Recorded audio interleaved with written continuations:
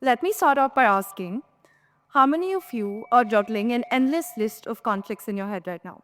And they can be anything. They can be priorities, emotions, decisions, anything that you're debating over currently. Can I see hands?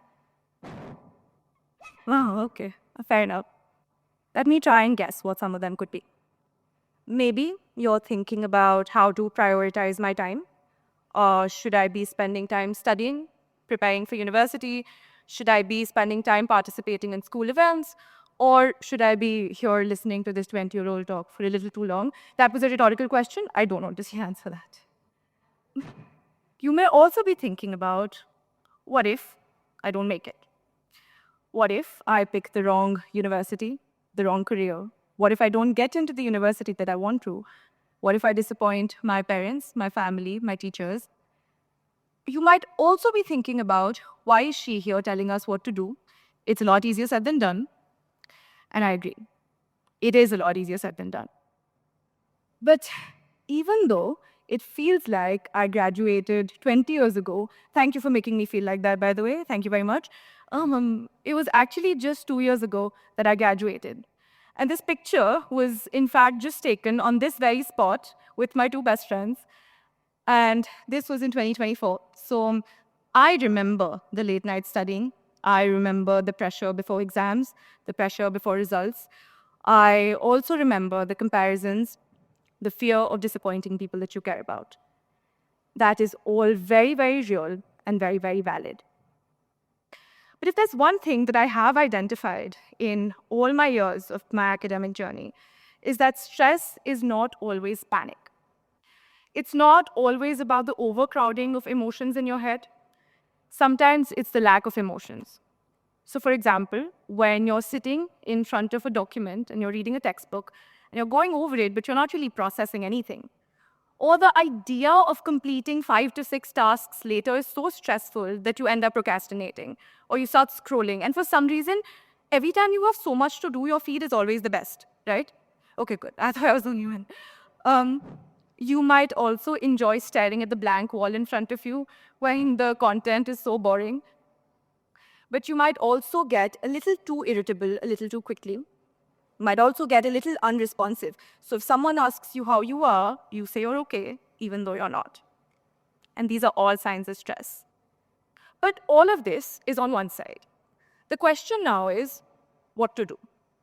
What are some proactive steps that you can take to overcome the stress and anxiety that comes with the professional, academic, and growth of your life in general? But before I get to that, I want to share a story with you. So, many, many years ago, my grandmother was diagnosed with breast cancer. And when the diagnosis came through, both my parents were at work, and my father called my mom and he told her, what the doctor said. And I was expecting a very tense environment at home. I was expecting a lot of panic, a lot of anxiety. I think to a very large extent, I was also expecting grief, even though the diagnosis just came through. What I wasn't expecting was my grandfather's reaction. So my mom came back home from work. She rang the bell. He opened the door. And she, of course, looked at him with a very sorrowful expression. But what he did was that he put his arm around her shoulder. He looked up. He smiled. He joined his hands. And he was deaf and mute. So he just did. And all of that roughly translates to all will be well. We didn't know that all will be well. We had no idea.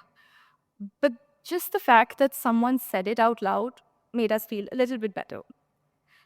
And now, I wasn't planning on sharing this story, but I think it's a little important. One day before my grandfather passed away, actually, he told me that this was on 23rd October 2021. He told me that on 24th, there's an India-Pakistan cricket match, and we have to watch it together. I said, okay. 24th, the cricket match happened, but he wasn't there. And India was losing that day, and coincidentally, it was also pouring. There was a huge rainstorm. And my father, he said, I think this is Dadu's way of showing that he's just very mad at the Indian team for losing. And we all laughed. I feel like it was so strange at the time to see that someone was laughing in the face of adversity. Because even though my grandmother was diagnosed with breast cancer, a very painful, horrible experience that has the power to destroy a person and make you oblivious to what your real identity was before the diagnosis came through, she went through all of it with a smile on her face, a joke in her pocket, and a kara on her hand. And 1 year after struggling and fighting this horrible, evil battle of cancer, she survived. She lived a very long, very healthy life after that. Uh, Again, like I said, at the time, I didn't understand how someone can laugh in the face of adversity. But I think I understand the deeper meaning behind it now. When you know that what is going to happen is inevitable, then it would be quite redundant to spend your time crying about it. Let me explain it in a way that's less insensitive. The way that I look at it, if the future is uncertain, which it is, but you know that the outcome will be quite heartbreaking, you start experiencing the pain a little too early and you start letting it overcome your life. And then when that inevitable thing actually happens, you go through it all over again. So the question I want to ask you is, do you want to fight the battles that are in your head, or do you want to fight the battles as and when they come? These stories aren't mine, but they have been quite a traumatic memory for me. Uh, like I said, my grandfather passed away, my grandmother passed away, my father got COVID, and we all remember how bad COVID was. During that time, I lost friendships, relationships, grades, and I went into a very low patch. I went into a hole. I isolated myself, faced mental health issues, slight depression. Um, and of course, all of this had to happen during exam season when I'm preparing for my entrance exams also. On top of that, I got my 12th grade board results and I missed my conditional score by 1 mark that I needed to form my place at university. So essentially, life was this close to me, laughing in my face, and I was being tested as God's bravest soldier. I was not God's bravest soldier, but now, here we are. Um, the reason why I wanted to come here today is because I want to share my experiences of how I navigated the stress of my exams, of careers, and just the pressure of growing up without losing myself in the process. The way that I moved forward in life, every time there was a crucial exam day, and mind you, whenever I had exams, my mind would be working in overtime. I had 1,000 things in my head, and they were all before the exam because during my exam, brain was shut. So I would be thinking about, what if I don't finish my syllabus? What if I finish my syllabus but I forget? What if I remember but the exam is hard? So it went on and on and on. And it was quite ridiculous, and it was hard for me to get out of it, but I had to. So, what I did was a little bit of manifestation, a little bit of delusion, and a lot of critical thinking. I zoomed out of the situation that I was in. I looked at it from the perspective of a third person. I rationalized my thoughts, and most importantly, I distinguished between what it was that I was overthinking about and what it was that was something that I actually need to be worried about. When you have the difference, you have clarity on what it is that you're actually struggling with. Similarly, like I said, when I was in the 12th grade, I missed my conditional by 1 mark. And it might not seem like a big deal now, but at the time, because I had worked my whole life towards it, it felt like my life was over. I isolated myself from my friends, my family. I didn't get out of bed. And after 1 month of whining and wallowing and feeling sorry for myself, I decided it's time for me to get out of bed. So I counted 1, 2, 3. I got out, and my incredible, supporting, loving parents encouraged me to make a list of all the actions that I could take. Because I thought my life was over, I didn't think the list would amount to anything. But suddenly, that was the biggest pivot in my thought process because I went from having no hope to some hope. And that some hope was everything for me. So I started emailing my university. I asked them, what are the steps that you take when this situation happens? I started bombarding the inbox with my academic achievements and all the times that I've shown passion and resilience towards the subject and all these emails. And exactly 2 years ago, on 15th August 2025, after the longest 45 days of my life, I finally got my offer of acceptance to study law in King's College London. This picture, actually, I wanted to show because this was the day that we got our awards, and I was actually very sad this day because I didn't get my offer of acceptance, but somehow I'm getting awards. The reason why I look so happy in that picture is because when I was hugging my teachers, I saw the Aryabhatta Award.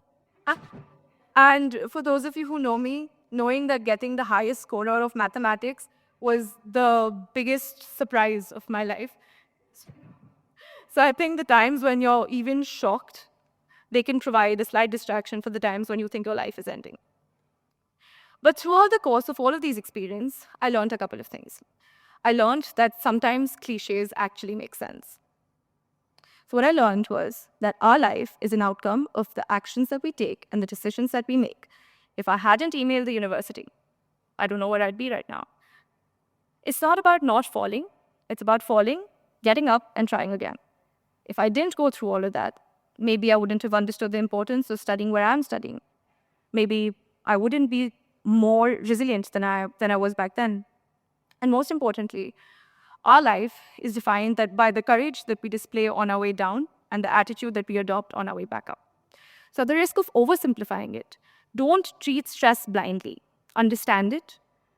Keep your dreams big, but make sure that the way that you're achieving those dreams are in small, measurable pieces. And most importantly, whenever you're feeling down and out, don't let the fear of talking about it affect you. Because if you're not okay personally, that will reflect in your professional life. So don't do that. Unfortunately, I can't stand here and tell you that your grades don't matter. They do. Your grades matter, your university matters, the subjects that you have matter, the job that you're in matters, but they are not the measure of your entire life. To internalize all of this, there is a framework that I have used, and that is the 3 A's and the R framework. The first one is awareness. You have to identify the way you feel. You have to identify what it is that is affecting you, what it is that is bothering you. You have to have the whole outlook in front of you. After that comes acceptance. You have to accept the situation that you're in, why you're in that situation, and that you need to do something to get out of it. That brings me to my final A, which is action. You have to make an active effort to get out of it. For example, if you didn't get a good score in your exam and you don't work towards it, then your next exam will go the same way, even though you came back home crying that day. So you're here, your problem is here, and your life is moving forward.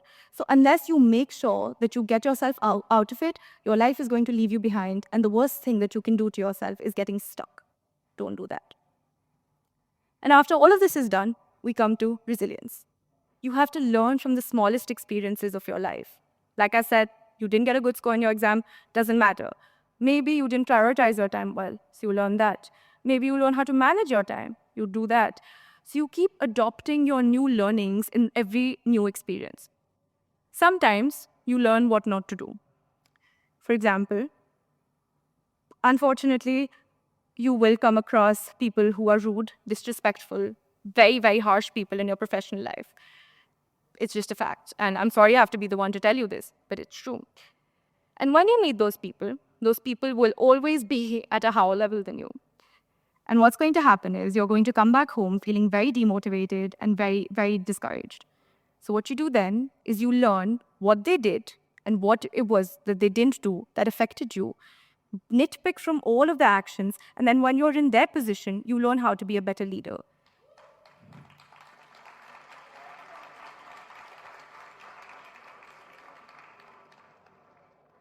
So to reiterate, awareness helps us understand stress, acceptance helps us face it, action helps us move past it, and finally, resilience is what we become.